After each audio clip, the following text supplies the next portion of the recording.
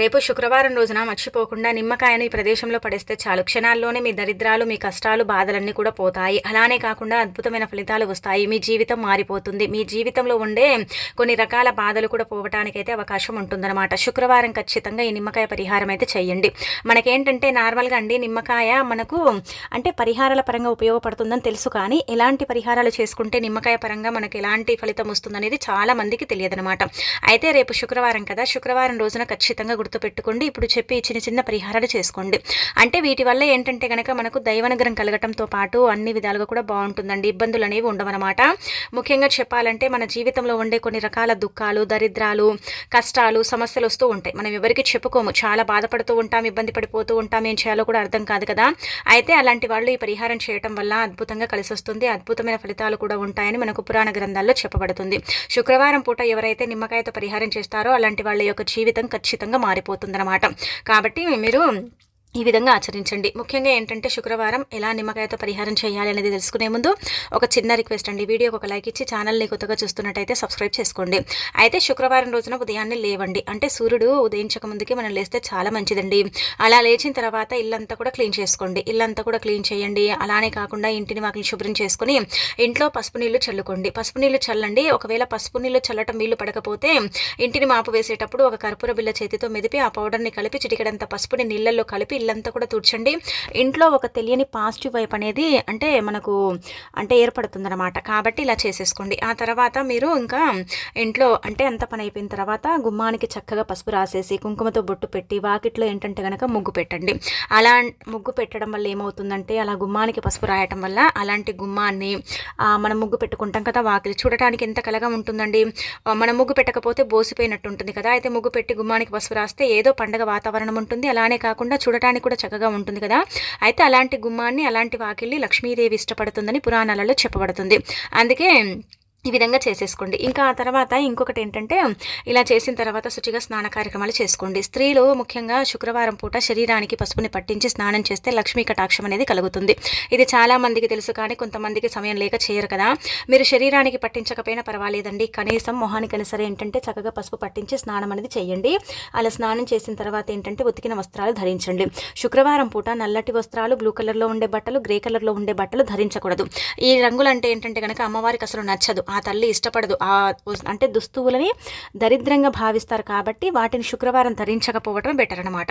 ఇక ఆ తర్వాత మీరు చక్కగా ఏంటంటే కనుక ఇలా అంటే ఉతికిన వస్త్రాలు ధరించి లక్ష్మీదేవి పటానికి ఏంటంటే కనుక మీ దగ్గర ఉండే పుష్పాలండి, ఎర్రటి పుష్పాలు, గులాబీ పూలు కానీ మీ దగ్గర ఉండే పుష్పాలతో చక్కగా ఆ తల్లిని అలంకరించండి. అలా అలంకరించిన తర్వాత ఏంటంటే ఈరోజు ప్రత్యేకించి ఆవునేతితో దీపారాధన చేస్తే మంచిది. కుదరకపోతే డైలీ ఎలాగైతే దీపం పెడతారో అలాగే దీపం పెట్టండి. కానీ దీపం నేల మీద కాకుండా తమలపాకు మీద పెడితే మంచిదండి. తమలపాకు మీద బొట్టు పెట్టి దాని మీద ప్రమిదను పెట్టి లేదంటే స్టీల్ కుందులైన సరే దాని మీద పెట్టుకొని నువ్వుల నూనెను కానీ ఆవునేతిని కానీ పోసి 2 ఒత్తులను ఒకటిగా చేసేసి దీపారాధన చేయాలి. అలా దీపం పెట్టిన తర్వాత బెల్లం ముక్క కానీ లేదంటే చిన్న అంటే బెల్లం ముక్క కాకపోతే ఏంటంటే కనుక కొబ్బరికాయ కొట్టవచ్చు, అరటిపళ్ళు కూడా నైవేద్యంగా పెట్టవచ్చు. ఇక అలాగే చివరిగా ఏంటంటే కనుక ఇంటి పరంగా చాలా మందికి ఇబ్బందులు ఉంటూ ఉంటాయి కదా. అలాంటి వాళ్ళు ఒక నిమ్మకాయని తీసుకొని దాని మీద ఏంటంటే గుర్తుపెట్టుకోండి ఒక కర్పూర బిల్లును పెట్టేసి వెలిగించండి. అలా వెలిగిస్తే చాలా మంచిదండి. నిమ్మకాయ మీద పెట్టి వెలిగించడం వల్ల మంచి ఫలితాలు ఉంటాయి. ఇలా ఎందుకు వెలిగించాలంటే మనకు దైవానుగ్రహం అనేది కలగదు, చాలా ఇబ్బందులు కలుగుతూ ఉంటాయి. ఎన్ని పూజలు చేసినా ఎన్ని వ్రతాలు చేసినా కానీ దేవుడు మనని అనుగ్రహించడు, అస్సలు కూడా అనుగ్రహాన్ని ఇవ్వనే ఇవ్వడు. ఆ తల్లి అయితే అసలు ధనాన్ని అంటే మనకు సమకూర్చదు. ధనపరంగా కూడా మనకి ఇబ్బందులు వస్తాయి. అలానే కాకుండా నష్టాలు ఏర్పడతాయి. కష్టాలను మనము అంటే భరించలేకపోతూ ఉంటాం కదా. అలాంటి వాటి నుంచి మనం బయటపడటానికి ఈ పరిహారం అనేది ఉపయోగపడుతుందన్నమాట. అందుకే ఈ పనిని చేసుకోండి. ఇక ఇంట్లో దీపధూప నైవేద్యాలతో పూజ చేసిన తర్వాత తులసి కోట దగ్గర కూడా ఖచ్చితంగా అండి ఏంటంటే చక్కగా మీరు నీటిని సమర్పించడం, తులసమ్మ చుట్టూ ప్రదక్షిణలు చేయటం, అగరబత్తులు వెలిగించడం ఇదంతా కూడా చేసుకోండి. ఇలా చేసేసిన తర్వాత ఇంకా మీరు నిమ్మకాయ పరిహారం అనేది చేయండి. అంటే నిమ్మకాయ పరిహారం అనేది ఉదయం పూట కంటే కూడా సాయంత్రం చేసుకుంటే చాలా మంచిదండి. చాలా బెటర్ ఫలితాలు వస్తాయన్నమాట. సాయంత్రం పూట చేయడం వల్ల మనం అద్భుతాలను చూడగలుగుతామని మనకు పురాణ గ్రంథాల్లో చెప్పబడుతుంది. మనం ఏంటంటే నిమ్మకాయనే కదా, దానివల్ల ఏం జరుగుతుంది, నిమ్మకాయ వల్ల ఏం ఫలితం వస్తుంది, ఏం రాదులే అనుకుంటాం. కానీ నిమ్మకాయ వల్ల వచ్చే ఫలితాన్ని చూసి మీరు ఆశ్చర్యపోతారండి. అంత చక్కగా నిమ్మకాయ వల్ల ఏంటంటే కనుక మనకు పరిహారం అనేది అనుకూలిస్తుంది. మనం దేనికోసం అయితే చేస్తున్నామో అది తప్పనిసరిగా సిద్ధిస్తుందని సిద్ధశాస్త్రంలో కూడా చెప్పబడుతుందన్నమాట. అందుకే నిమ్మకాయ పరిహారం చేయండి. అంతెందుకండి, ఎక్కడైనా సరే మనం దూర ప్రయాణాలు అంటే చేయాల్సిన సిచ్యువేషన్ వస్తుంది. కొన్నిసార్లు ఏంటంటే సమయం పడుతుంది కదా. అయితే ప్రయాణాలు అనుకూలిస్తాయో లేవో అని బాధపడతారు, ఇబ్బంది పడిపోతూ ఉంటారు కదా. అలాంటి వాళ్ళు ఒక నిమ్మకాయని ఏంటంటే కనుక మీ దగ్గర పెట్టుకొని వెళితే మీరు వెళ్ళే ప్రయాణాలన్నీ కూడా మీకు అనుకూలిస్తాయి. ప్రయాణాల వల్ల ఏంటంటే ఇబ్బందులు లేకుండా ఉండటానికి ఈ నిమ్మకాయ అనేది మీకు ఉపయోగపడుతుందన్నమాట. ఈ నిమ్మకాయ అనేది మీకు చక్కగా ఏంటంటే కనుక ప్రయాణాలలో ఎలాంటి ఇబ్బందులు లేకుండా మీకు సహకరిస్తుంది. ప్రయాణం అయిపోయిన తర్వాత నిమ్మకాయని తల చుట్టూతో తిప్పి ఆ తర్వాత ఏంటంటే కనుక దూరంగా దాన్ని పడేస్తే సరిపోతుంది. కానీ ఇలా పసుపు రంగులో ఉండే నిమ్మకాయని మీ దగ్గర పెట్టుకోవాలి. గ్రీన్ కలర్లో ఉండే నిమ్మకాయని పెట్టుకుంటే ఫలితాలు అయితే రావిది గుర్తు పెట్టుకోండి. ఈ నిమ్మకాయ పరిహారం అనేది చక్కగా మీకు ఉపయోగపడుతుంది. ఆ తర్వాత ఎవరైనా ఇంటికి వెళితే అండి, తినొచ్చినా కానీ ఎవరైనా ఇంటికి వెళ్ళినా సరే, మనం అంటే పడని వారు కూడా కొంతమంది ఉంటారు. ఏదో వెళ్ళాల్సి వస్తుంది, వెళ్తాము, ఆ తర్వాత అక్కడ నుంచి వచ్చిన తర్వాత అనారోగ్యంగా ఉంటుంది, అంటే పడకపోవటం ఇబ్బందులు వస్తూ ఉంటాయి కదా. అయితే అలాంటి వాళ్ళ ఇళ్ళకు వెళ్ళేటప్పుడు ఒక నిమ్మకాయని పర్సులో కానీ, అంటే ఆడవాళ్ళ పర్సు హ్యాండ్ బ్యాగ్లో కానీ, లేదంటే కనుక మగవాళ్ళు జేబులో కానీ పెట్టుకొని వెళ్ళాలండి. అక్కడ ఉండే చెడంతా కూడా ఆ నిమ్మకాయ తీసేసుకుంటుంది. మనం సేఫ్గా ఇంటికి వచ్చిన తర్వాత నిమ్మకాయని ఇంట్లోకి వెళ్ళక ముందుకే పడేస్తే సరిపోతుందన్నమాట. ఇలా ఈ పరిహారం కూడా ఆచరించుకోండి. ఆ తర్వాత రేపు శుక్రవారం సాయంత్రం సంధ్యా సమయంలో ఏంటంటే కనుక ఇంటి పరంగా ఉండే ఇబ్బందులు పోవాలి, ఆర్థిక సమస్యలు పోవాలంటే కనుక గుమ్మం దగ్గర ఈ పనిని చేయండి. గుమ్మం దగ్గర ఈ పనిని చేయటం వల్ల మీకు మంచి జరుగుతుంది, మంచి ఫలితాలు వస్తాయి, సమస్యలు పోతాయి. తమలపాకుని తీసుకొని మీరు 1 టీ స్పూన్ అంతా రాళ్ళ ఉప్పు ఉంటుంది కదా, కల్లుప్పు అంటాం కదా, ఆ ఉప్పుని పోసేయండి. నిమ్మకాయని 4 భాగాలుగా కట్ చేసి కుంకుమ పసుపు చల్లి అందులో ఒక 2 లవంగాలను గుచ్చి ముందుగా ఇల్లంతా కూడా చూయించుకొని రండి. అంటే నిమ్మకాయని చేతిలో పట్టుకొని ఇల్లంతా కూడా తిరిగొచ్చి ఇంకా తమలపాకు మీద మనం ఉప్పుని పోసాం కదా, అలా పోసిన ఉప్పులో ఈ నిమ్మకాయని పెట్టండి. బయట నుంచి కూడా పెట్టుకోవచ్చు, లోపలి నుంచి కూడా పెట్టొచ్చు.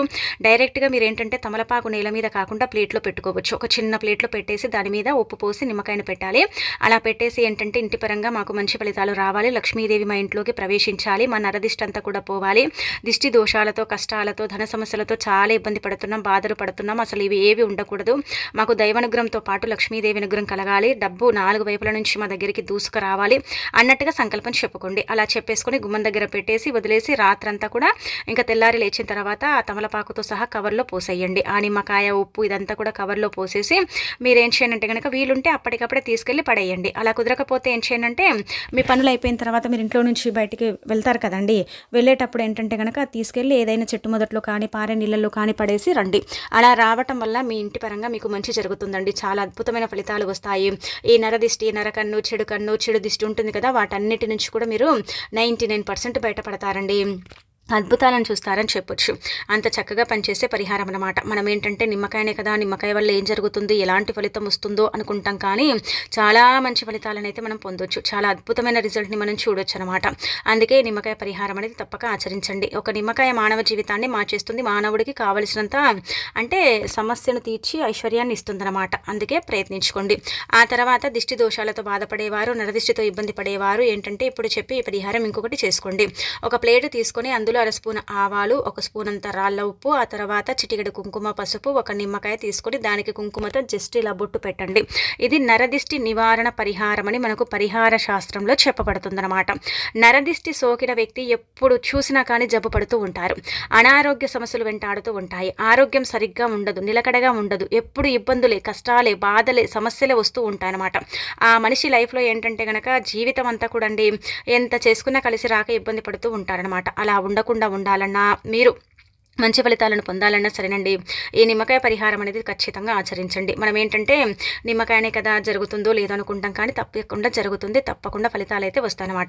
ఏమి లేదు, ఇవన్నీ కూడా ఒక ప్లేట్లో పోసుకోండి, లేదంటే డైరెక్ట్గా కవర్లోనే పోసుకోండి. పోసేసుకొని ఏంటంటే కనుక తూర్పు ముఖాన నించొని మీకు మీరే చేసుకోండి. ఒకరు చేసే దానికంటే కూడా మనకు మనం చేసుకుంటే మంచిది.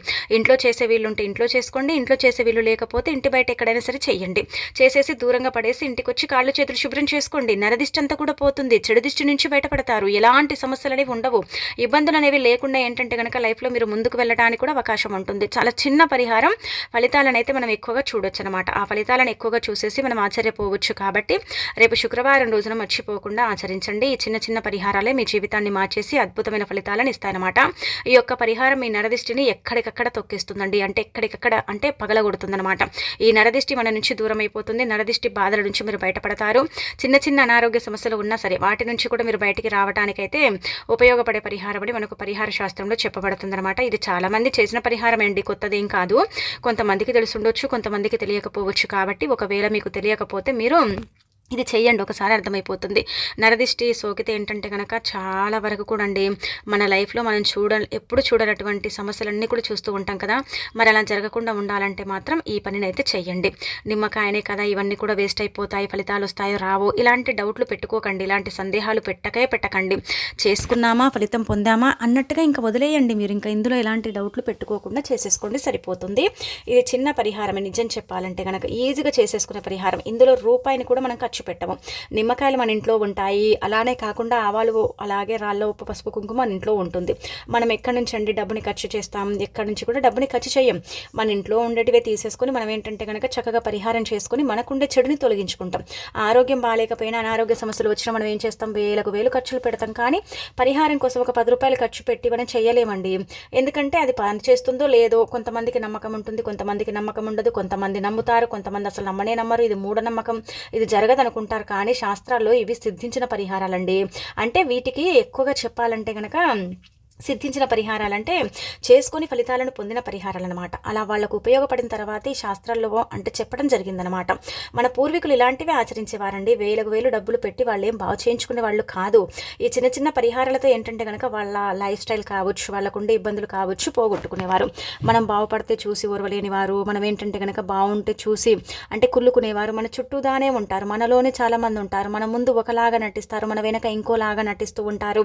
అలానే కాకుండా ఏంటంటే మన ఎదుగుదలను చూసి ఓర్వలేరు, కుతంత్రాలు. ఇప్పుడు ఉండే జనరేషన్ ప్రకారం ఒకరు బాగుపడకూడదు, మనమే బాగుండాలి, మన లైఫే బాగుండాలని కోరుకునే రకాలు చాలా మంది ఉంటూ ఉంటారు.